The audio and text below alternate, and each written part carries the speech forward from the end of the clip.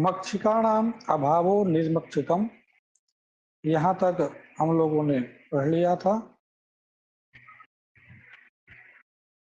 हरि शब्द से प्रकाश इति है, तो यहाँ तक हो गया। इति है, यहाँ से चलना था विष्णु पश्चात इति अनुविष्णु। तो अब यहाँ से हम चालू करते हैं।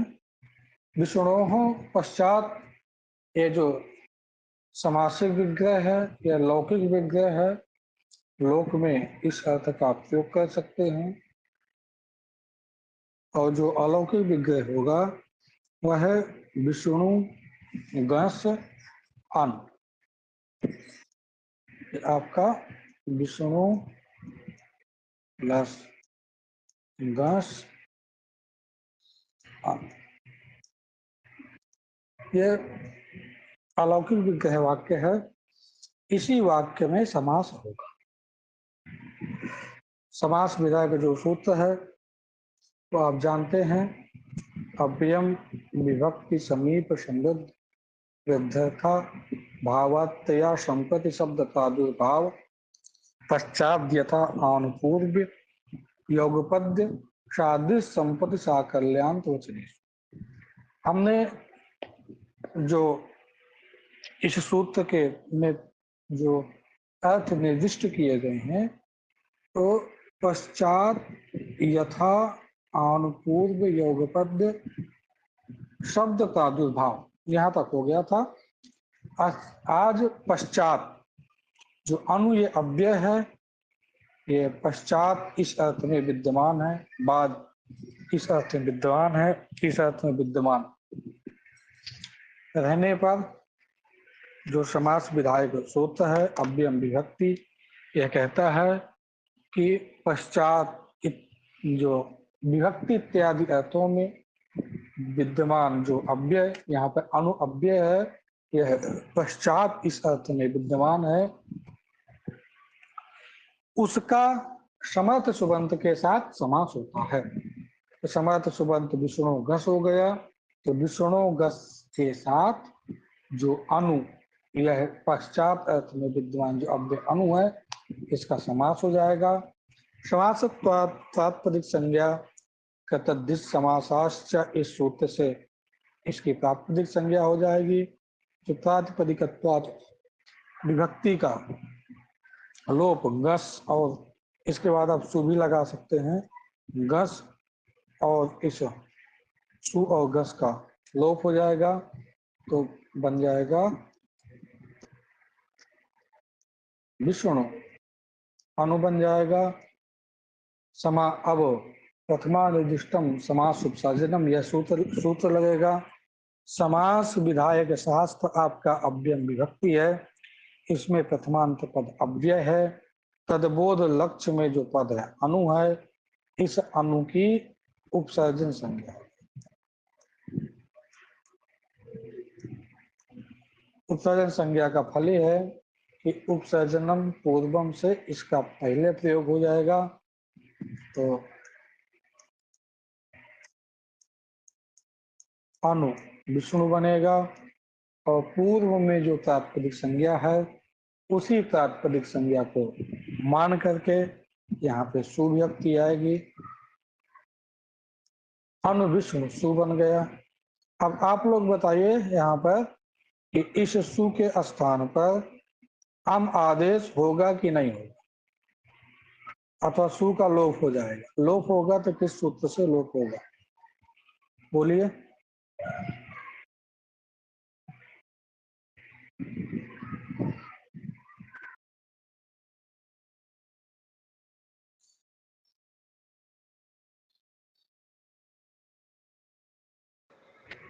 अनु विष्णु सु में यह जो सु है, इस सु के स्थान पे यह अम आदेश होगा, इस सु का लोप होगा। यदि सु का लोप होगा तो किस सूत्र से लोप होगा, ये आपको बताना है आप लोगों को, जल्दी बताइए। अव्ययादाप सुपा से लुक हो जाएगा भैया। हाँ, अव्यादाप सुपा से सु का लुक होगा, अम आदेश क्यों नहीं होगा?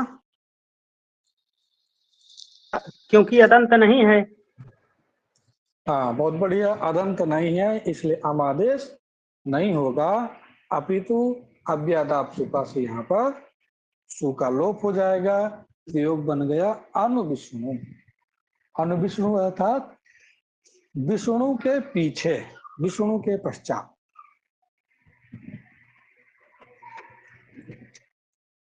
चलिए,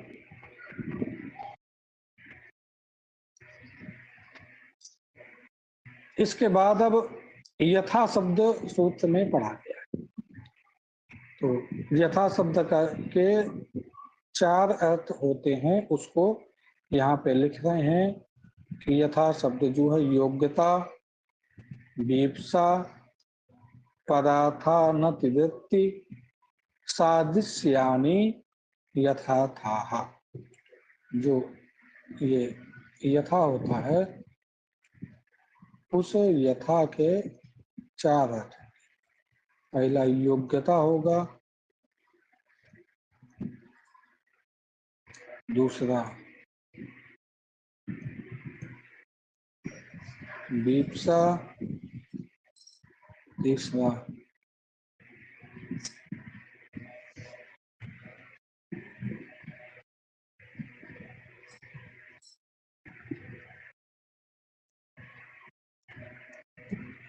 कि कभी पूछा हुआ है कि यथा शब्द के कितने अर्थ होते हैं। ये 4 अर्थ आप ध्यान रखिएगा कि यही 4 होते हैं यथा शब्द के।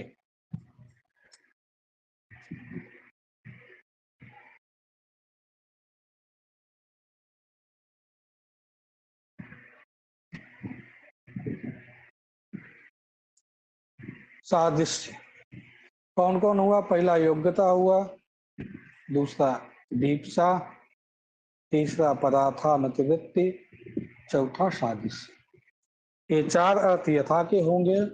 इन्हीं चारों अर्थ में समास होगा। पहला जो है योग्यता का उदाहरण दे रहे हैं कि रूपस्य योग्यम।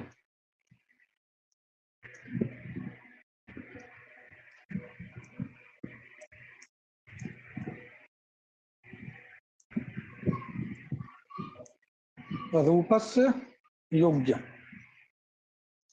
अनुरूपम, अनुरूप वर और वधु अर्थात समान रूप वाले, समान रूप वाले कौन है? वर और वधु।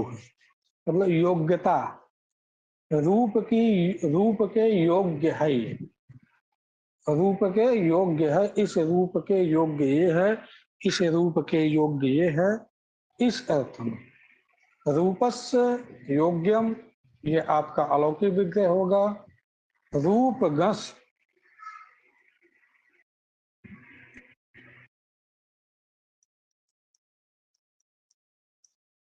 और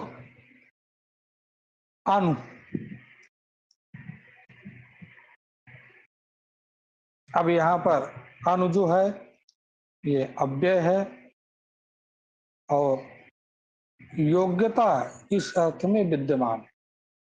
तो यथा का अर्थ योग्यता है, तो यथा के अर्थ में विद्यमान जो अनु अव्यय है उसका रूप गस इस समर्थ सुबंत के साथ समास हो जाएगा। समास का फल ये है कि पुनः तुरंत ही कृत समासाश्च से प्रातिपदिक संज्ञा, ये प्रातिपदिक संज्ञा होगी। जहां प्रातिपदिक संज्ञा होगी तो एक सुपो धातु प्रातिपदिक सूत्र है। ये सूत्र कहता है कि सुप और धातु और प्रातिपदिक के अवयवों में जो सुप है उसका लोप होता है।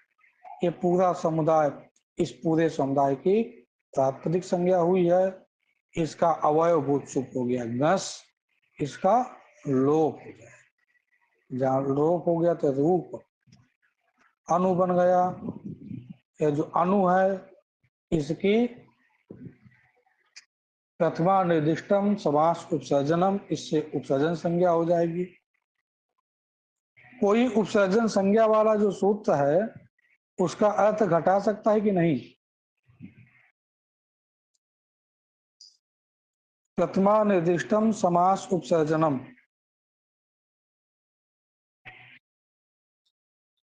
क्योंकि आगे इस सूत्र की बहुत आवश्यकता पड़ेगी आपको।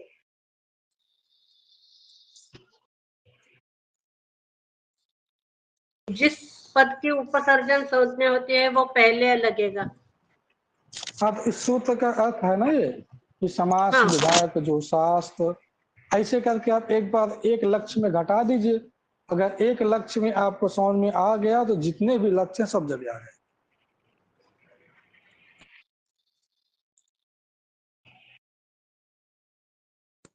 सर समास विधायक जो शास्त्र, उसमें विद्यमान प्रथमांत पद, हाँ तो समास विधायक जो शास्त्र हो गया अव्ययम विभक्ति समीप समृद्धि ये सूत्र, और जी उसमें बिल्कुल। प्रथमांत पद हो गया अव्ययम।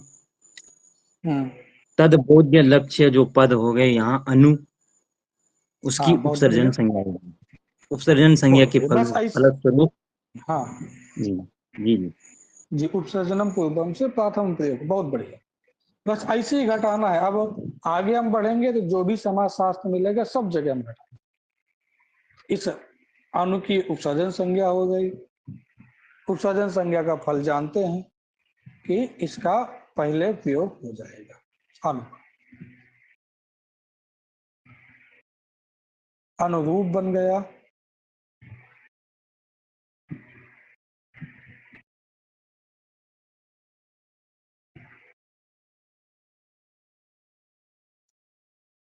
अब सु आएगा, ये अदंत है।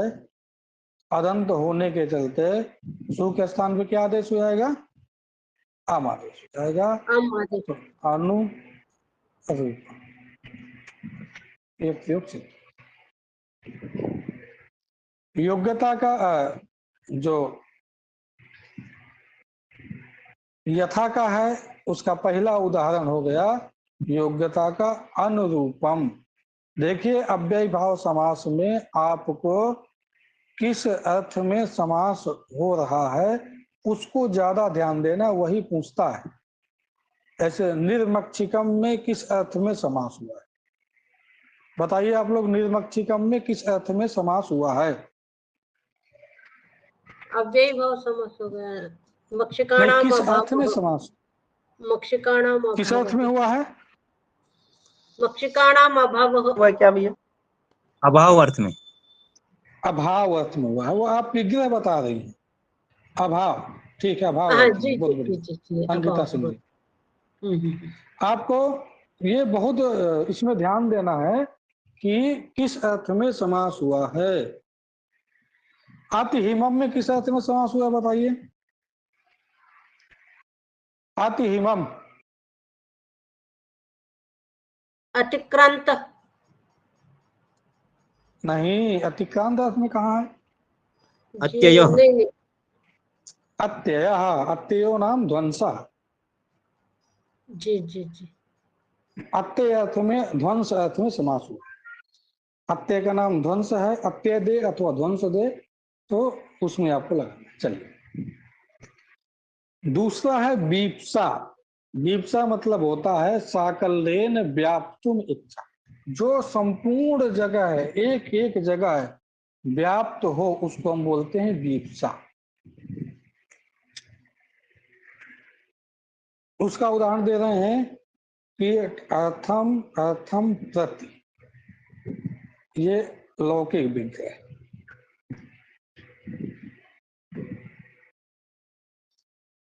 नहीं,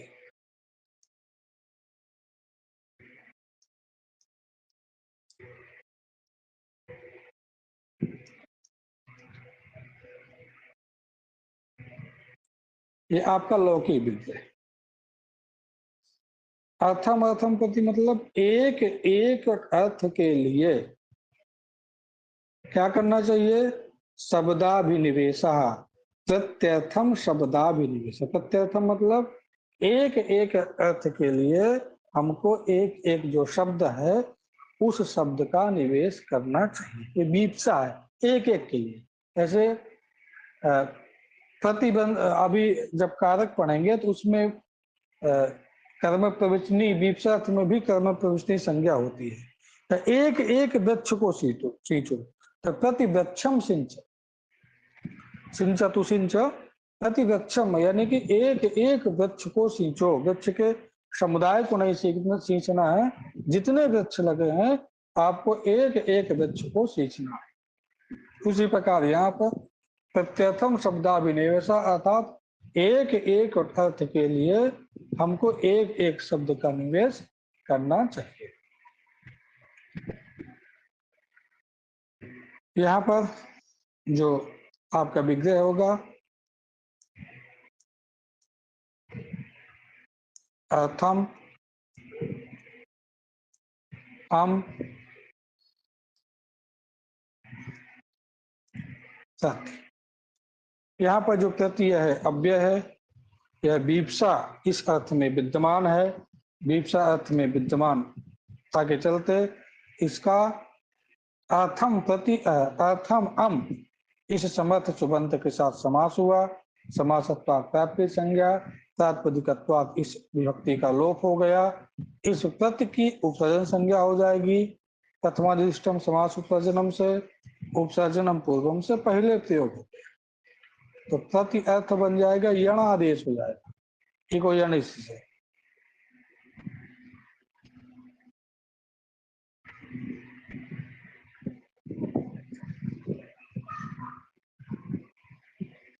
इसमें थोड़ा सा जो अर्थ शब्द है ये मानने लगेगा, क्योंकि अर्थम शब्द नहीं है, अर्थ शब्द है।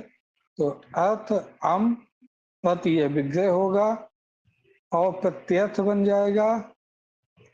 प्रत्यर्थ बनने के बाद सु आएगा, उस सु के स्थान पर नाभ्यभावत अतोंत पंचम्या अमादेश हो जाएगा। आमी पूर्वा सूत्र है, उससे पूर्व रूप हो जाएगा, क्या बन जाएगा, प्रत्यर्थम बन जाएगा। प्रक्रिया एकदम पूरे उपकृषणम की तरह ही, कुछ भी इसमें नया सूत्र नहीं लगाना है। पूर्ववत जितने सूत्र पहले लगे थे उतने ही सूत्र लगेंगे। यहाँ पे केवल हमको ये ध्यान देना है कि जो यह प्रति अव्यय है, यह अव्यय विप्सा इस अर्थ में विद्यमान है। विप्सा अर्थ में विद्यमान रहने के चलते यहाँ पर समास हुआ है। तो विप्सा का उदाहरण बोलिए क्या है। यथा शब्द का जो अर्थ विप्सा है उसका उदाहरण क्या है, प्रत्यर्थम। प्रत्यर्थम, बहुत बड़ी विप्सा अर्थ में यहाँ पे समास होता है।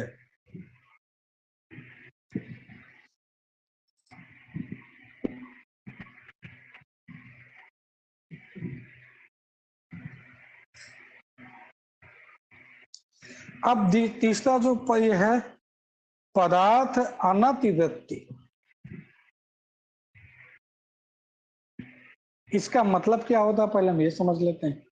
इसमें पद अर्थ अनतिवृत्ति तीन पद है। इसका जो अर्थ होगा, पद का जो अर्थ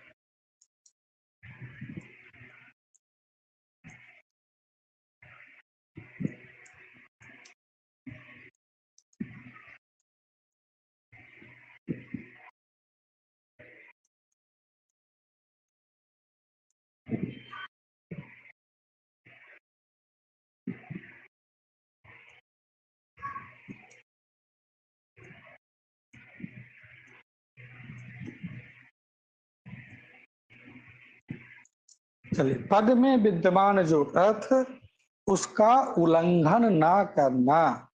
पद में जो अर्थ है उस अर्थ का उल्लंघन, उसका अतिक्रमण ना करना, यही है पदार्थानतिवृत्ति।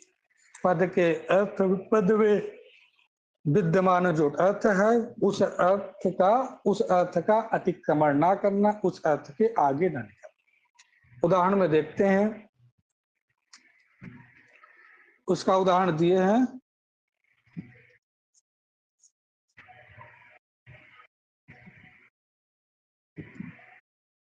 शक्तिम अनतिक्रम्य यथा शक्ति। शक्तिम अनतिक्रम अर्थात शक्ति का अतिक्रमण ना कर। अतिक्रमण मतलब कि शक्ति के अनुसार अर्थात शक्ति के उल्लंघन के बिना कोई काम करना ही यथाशक्ति कहलाता है। यथाशक्ति कुछ भी, यथाशक्ति भोजन करिए, यथाशक्ति वजन उठाइए, यथाशक्ति दान करिए, कुछ भी कर सकते हैं। आपकी जितनी शक्ति है, जितना सामर्थ्य है, उस सामर्थ्य के आगे ना जाना ही क्या है? पदार्थानतिवृत्ति है। शक्तिम अनतिक्रम, यहाँ पर अनतिक्रम अर्थात जो अनतिक्रमण यह जो अर्थ है वह अर्थ पदार्थानतिवृत्ति से निकलेगा। इसका जो विग्रह होगा वह विग्रह होगा आपका शक्ति अम और यथा। जो एक यथा शब्द है, उस यथा शब्द के चार अर्थ हैं। यहाँ पर जो यथा यह अव्यय है, यह अव्यय पदार्थानतिवृत्ति इस अर्थ में विद्यमान है। ये जो अव्यय है इसका शक्ति में अम, ये जो समर्थ सुबंत है इसके साथ समास हो जाएगा। समासत्वात् प्रातिपदिक संज्ञा, जो विभक्ति है अम विभक्ति का लोप हो जाएगा। तो क्या बन जाएगा? शक्ति यथा बन जाएगा। इस यथा की उपसर्जन संज्ञा हो जाएगी। उपसर्जनम पूर्वम से पहले प्रयोग यथा शक्ति बन गया, सु आएगा और सु का अव्यादाप सुपा, ये सूत्र है। इस सूत्र के द्वारा क्या हो जाएगा? लोप हो जाएगा। यथा शक्ति यह प्रयोग बन जाएगा।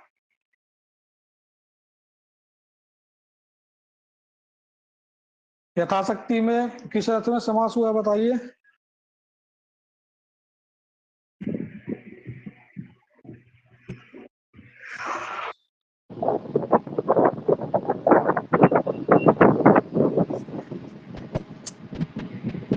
अतिक्रम किस अर्थ में समास हुआ है? अनतिक्रम पदार्थानतिवृत्ति होगा ना। अर्थ तो यह है पदार्थानतिवृत्ति, और पदार्थानतिवृत्ति का मतलब है अनतिक्रम्य, अतिक्रमण ना करना। ठीक है, किस अर्थ में? पदार्थानतिवृत्ति इस अर्थ में समास होगा। अगर अनतिक्रम भी दिया हो मान लीजिए इसमें ऑप्शन में, और कोई ऑप्शन सही न मिल रहा हो तो आप इसको भी लगाएंगे तो ये भी सही होगा। मैं पदार्थानतिवृत्ति जो लिखा है इसके अर्थ में समास। इसका अर्थ यह है कि देखिए पदार्थ, पद का जो अर्थ, जो भी पद होगा पद का अपना अर्थ होगा। ये पद हुआ, पद का जो अर्थ हुआ उस अर्थ का उल्लंघन ना करना। अर्थ का उल्लंघन ना करना, उल्लंघन मतलब अतिक्रमण ना करना। जैसे शक्ति है, ये शक्ति मान लीजिए पद है।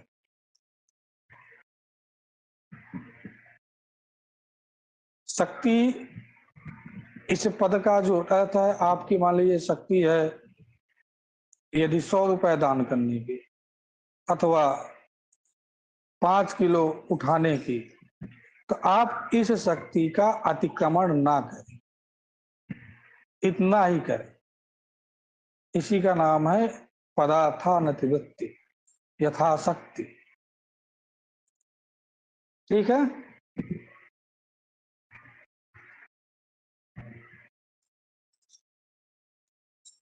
हाँ भैया ठीक है ठीक है। पद का जो अर्थ है उसका अतिक्रमण नहीं करना, उसी को अनतिक्रम्य कहते हैं।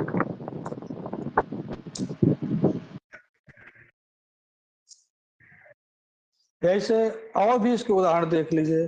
बुद्धि अनतिक्रम्य यथा बुद्धि, अपने बुद्धि का अतिक्रमण ना करिए, यथा बुद्धि काम करिए। ऐसी आपकी बुद्धि कहती है, उसी बुद्धि के अनुसार अपने कार्य को करिए।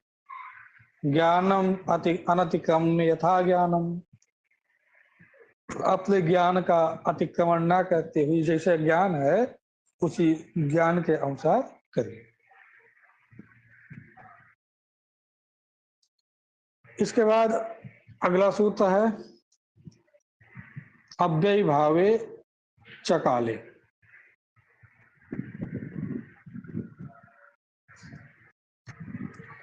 अव्ययी भावे, ये अव्ययी भावे सप्तम्यंत पद है, और अकाले चा यह अव्यय पद है, और अकाले ये भी सप्तम है। ये सप्तम्यंत अव्ययी भावे, अकाले सप्तम्यंत, ये चा अव्यय, 3 पद का सूत्र है। ये सूत्र कहता है कि सहस्र सह स्यात्, जो ये सह होगा, सह, इसके स्थान पर ये सा आदेश हो जाए। कहा अव्ययी भावे, यदि अव्ययी भाव समास हो, सह को सा आदेश होगा अव्ययी भाव समास में। और एक कंडीशन दिया अकाले, अकाले अर्थात काल शब्द उत्तर पद में ना हो, काल शब्द उत्तर पद में ना हो, अर्थात काल शब्द परे रहते आदेश नहीं करता। अकाले यह है निषेध है, न काले अकाले। सूत्र का अर्थ बना कि जो सह शब्द है उसको सा आदेश होता है अव्ययी भाव समास में, किंतु काल शब्द उत्तर पद में ना पड़े रहते। अथवा आप निषेधांश जो होता है उसको हम पहले बोलते हैं। सूत्र के अर्थ में जब हमको निषेध, जो चीज निषेध कहता है तो निषेधांश को हम पहले रखते हैं। तो यदि कालवाचक शब्द उत्तर पद में ना हो तो अव्ययी भाव समास में जो सह है उसके स्थान पर सा आदेश होता है। इसमें देखिए अव्ययी भावे चकाले, इस संपूर्ण सूत्र में आपको ये सहस्य सह नहीं दिख रहा है, अव्ययी भावे दिख रहा है, न तो काले शब्द दिख रहा है। ये दूसरा सूत्र है एक, उससे इसकी अनुवृत्ति आती है। कौन सूत्र है? सहस्य सह संज्ञायाम, इस सूत्र के द्वारा इतनी की अनुवृत्ति आ जाती है। सहस्य सह की अनुवृत्ति आती है तो वृत्ति है पूर्ण होती है। सहस्य सह स्यात् अव्ययी भावे न तु काले, अर्थात कालवाचक शब्द उत्तर पद में हो, कालवाचक शब्द उत्तर पद में ना हो तो अव्ययी भाव समास में सह के स्थान पर सा आदेश होता है।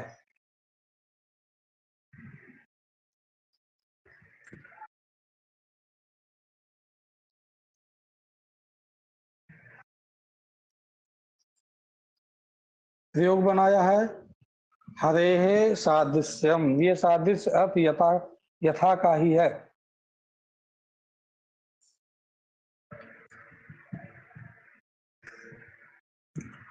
हरेः सादृश्यम, ये जो विग्रह है लौकिक विग्रह, हरि के जैसा।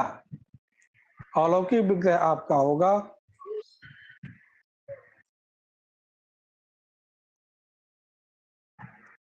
हरि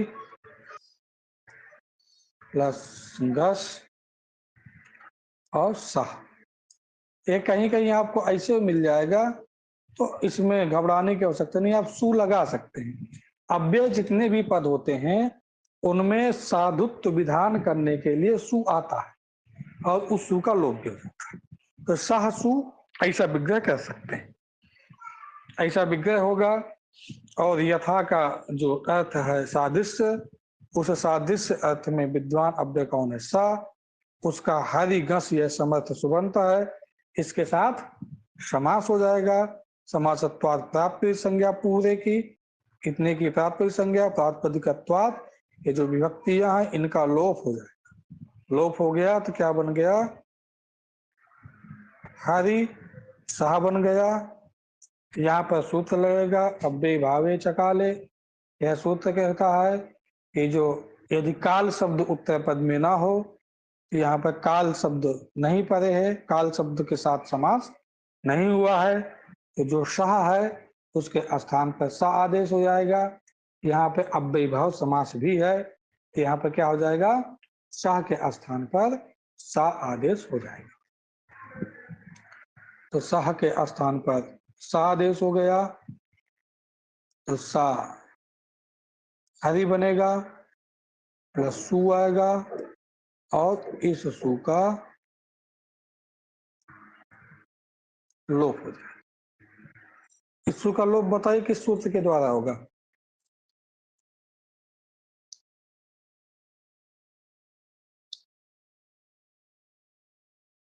बोलिए। अव्ययादाप सुपा। बहुत बढ़िया। अव्यादाप सुपा, इस सूत्र के द्वारा सु का लोप हो जाएगा, सहरी, यह प्रयोग सिद्ध हो जाएगा।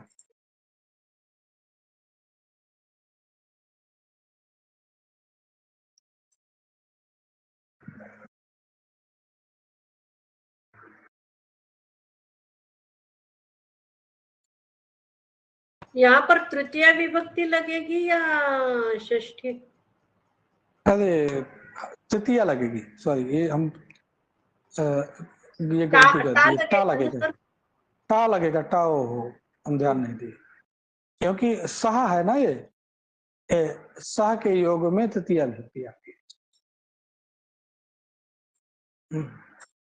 चलिए इसको दोबारा से कर देते हैं। अभी देखिए, हरे है सादृश्यम, ये जब आप हरे है सादृश्यम करेंगे तो वहां पर तो आपका षष्ठ्यंत विग्रह होगा, लेकिन जब हम सह के साथ विग्रह करेंगे, देखिए अब ये बात ध्यान दीजिएगा, जहां पर इस सह के साथ विग्रह करेंगे तो सह एक सूत्र है कि सहयुक्ते अप्रधाने, जहां सह के साथ जिसका भी योग होता है उसमें तृतीय विभक्ति होती है, अप्रधान अर्थ में होती है। तो सा के साथ हमारा योग जो है वह किसका है? हरि का हो, इसलिए हरि में अब टा आएगा, तृतीय विभक्ति लगेगी, षष्ठ्यंत विग्रह ये नहीं। ये थोड़ा सा गलत हो गया था, हमने षष्ठ्यंत विग्रह पहले किया था, वो षष्ठ्यंत विग्रह नहीं होगा, तृतीयांत विग्रह। अब तो पूरी प्रक्रिया उसी प्रकार है, शहरी प्रयोग उसी प्रकार बन जाएगा। विग्रह में आपको जितने भी अब आगे विग्रह आएंगे, ये जहां पर भी सह लगा होगा तृतीयांत विग्रह होगा, ये ध्यान।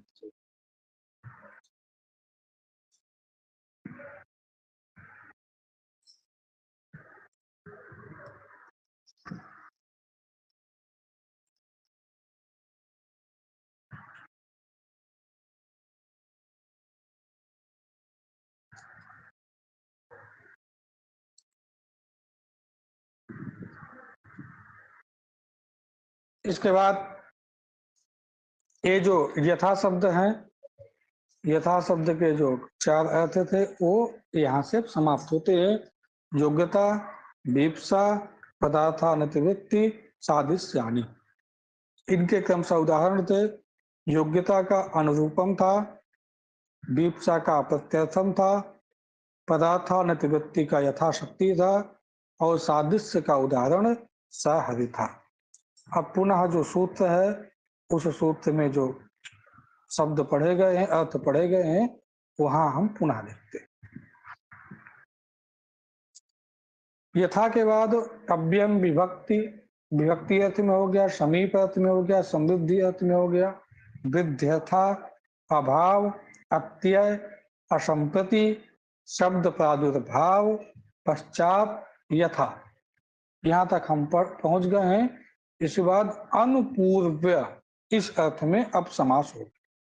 तो ज्येष्ठस्य अनुपूर्वेण अनुज्येष्ठम, ज्येष्ठस्य अनुपूर्वेण यानी कि ज्येष्ठ के ज्येष्ठस्य अनुपूर्वेण, अनुपूर्व मतलब क्रमेण, ज्येष्ठ के क्रम से, जैसे जेठ, आषाढ़, सावन इत्यादि इस क्रम से। अनुपूर्व अर्थात क्रमेण इस अर्थ में समास होगा। तो ज्येष्ठस्य अनुपूर्वेण यह आपका लौकिक विग्रह हुआ। इसका अलौकिक विग्रह ज्येष्ठ जो होगा वह ज्येष्ठ गस अनु सु ऐसा हो जाएगा। इसकी अनु जो यह अव्यय है, यह अव्यय अनुपूर्व इस अर्थ में विद्यमान है। तो ज्येष्ठ गस इस समर्थ सुबंत के साथ समास हो गया। समासत्वात् तात्पर्य संज्ञा, तात्पर्यकत्वात् विभक्ति का लोप हो गया। इस अनु की उपसर्जन संज्ञा, उपसर्जन संज्ञा का है कि उपसर्जनम पूर्वम से पहले प्रयोग हो जाएगा। जहाँ प्रथम प्रयोग होगा अनु ज्येष्ठ सु आएगा। आप लोग बताइए यहाँ पर सु के स्थान पर अम आदेश किस सूत्र से होगा? नव्य नाव्ययी भावा दतो म्यत्व पंचम्या। पंचम्या से होगा भैया। ये सूत्र कहता क्या है? कि कहता है अदंत भाव अव्ययी भाव समास से में परे। इसका लुक होता है पंचमी। आसानी अदंत से अभिभाव से परे सु का लु निषेध करता है सर। नहीं, अदंत अव्ययी भाव जो समास उसमें सु का लोप नहीं होता नहीं है, करता। अपितु और सु के स्थान पर अम आदेश हम होता है पंचमी पंचमी को विभक्ति। छोड़ करके। छोड़ के आप केवल इतना समझ लीजिए कि अदंत होगा तो सु का लोप नहीं होगा, अम आदेश। इतना आप दिमाग में बैठा लीजिए। यहाँ सु का लोप नहीं हुआ, सु के स्थान में क्या आदेश हो गया? अम। अब बताइए पूर्व रूप विधान करने वाला कौन सूत्र है? अमी पूर्व एक ही बात सभी सूत्र। हाँ, आमी पूर्व बाहर। आमी पूर्वा से भैया। हाँ, ये सूत्र कहता क्या है?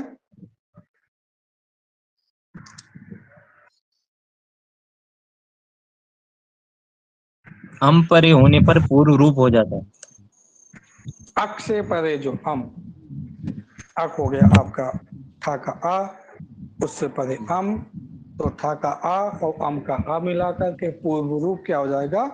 आ ही हो जाएगा। क्या बन जाएगा? अनुज्येष्ठम। यह प्रयोग कर जाएगा। सूत्रों को आप याद थोड़ा सा स्मरण रख लीजिए, क्योंकि यही सूत्र लगभग आगे भी लगते सब जगह चले जाएंगे। कुछ सूत्र पीछे वाले हैं अजंत पुल्लिंग वाले, और सुपो धातु प्रातिपदिकयो हो, ये तो पूरे समास में लगेगा। तद्धित समासाश्च, यह पूरे समास में लगेगा। इस सूत्र का अर्थ है कदंत तदादि, तद्धितांत तदादि और समास की प्राप्ति संज्ञा होती है।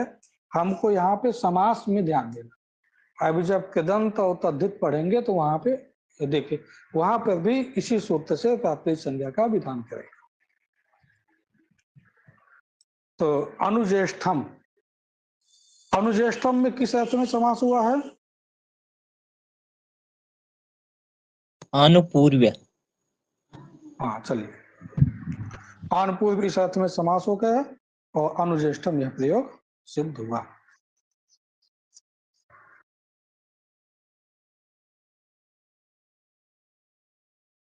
चलिए आज हम पाठ यहीं तक रखते हैं। यहाँ तक में यदि किसी को कुछ पूछना हो तो पूछ सकते हैं।